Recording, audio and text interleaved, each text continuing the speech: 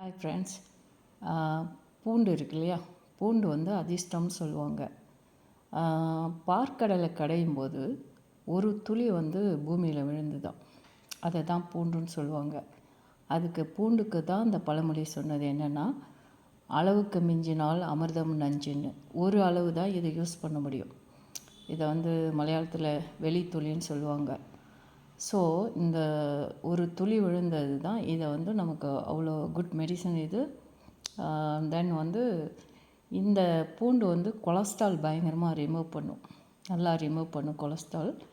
Another things, இதை வந்து கொலஸ்ட்ராலுக்கு நம்ம அதை சரிப்படுத்தணுன்னா நம்ம வந்து மில்கில் போட்டு நல்லா ஒரு சிப் பாயில் பண்ணிவிட்டு அதை நம்ம நைட்டு சாப்பிட்டோன்னா நல்லா குட் ஸ்லீப் வரும். அது இல்லாமல் வெயிட் லாஸ் ஆகும் அந்த கொலஸ்ட்ராலை ரிமூவ் பண்ணுறதுனால.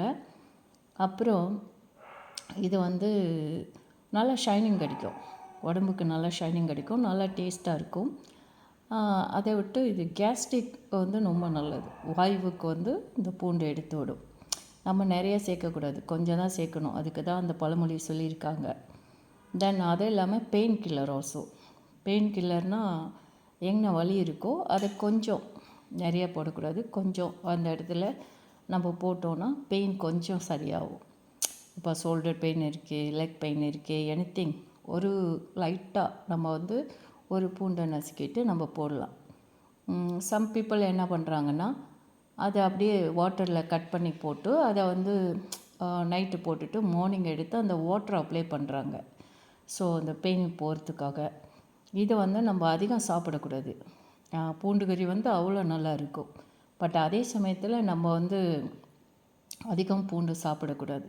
இப்போ கேஸ்ட்ரிக் வரும் அப்படிங்கும்போது நம்ம வந்து இதை வந்து சுட்டும் சாப்பிட்லாம். எல்லாருக்கும் ஒத்து வராது. சுட்டு சாப்பிட்டோன்னா தென் வந்து அவங்களுக்கு ஆப்போசிட் எகென்ஸ்டாக மாறிடும். ஸோ அதனால் வந்து நம்ம வந்து இதை சாப்பிடும்போது ரொம்ப கேர்ஃபுல்லாக சாப்பிடணும். கேஸ்ட்ரிக்கை கழிச்சு விடுறது இல்லையா, ஸோ அதனால் இது நமக்கு வந்து வாய்வை கழிச்சு விடும். ஸோ அதுக்காக நம்ம வந்து இதை பார்த்து தான் சாப்பிடணும். இங்கே நார்மலி ஒன் கறி வச்சு சாப்பிடுவாங்க.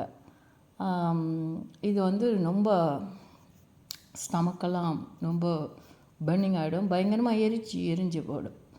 ஸோ அதனால் வந்து நம்ம பார்த்து தான் சாப்பிடணும்.